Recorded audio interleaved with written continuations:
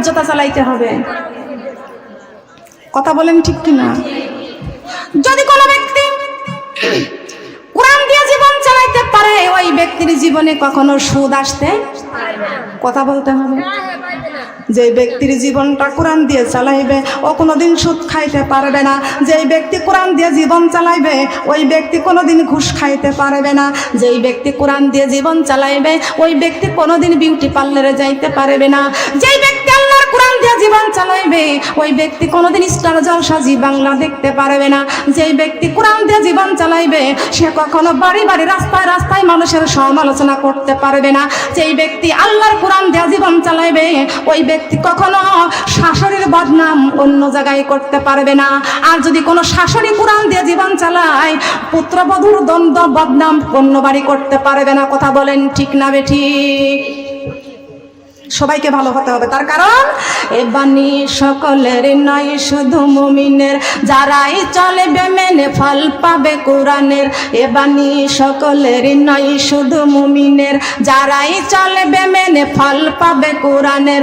কবরে হাসরের ফুল চিরাতে, কবরে হাসরের ফুল চিরাতে সাফায়াত করবেন নবী উম্মতের।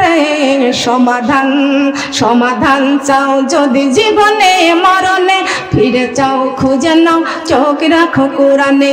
ফিরে চাও খুঁজে নাও, ফিরে চাও খুঁজে নাও।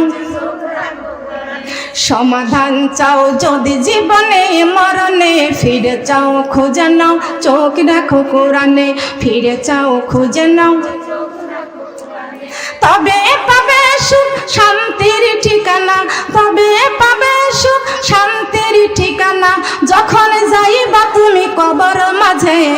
সমাধান সমাধান চাও যদি জীবনে মরণে, ফিরে চাও খুঁজে নাও চোখ রাখো কোরআনে।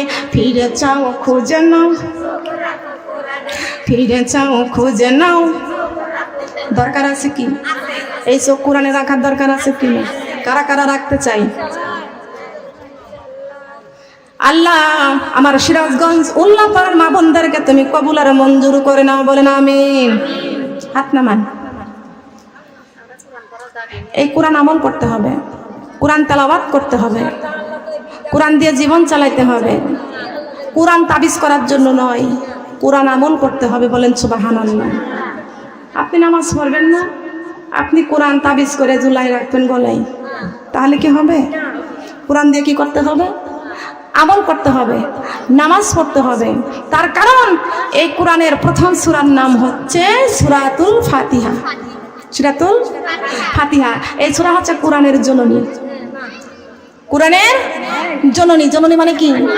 মা। কোরআনের জননী।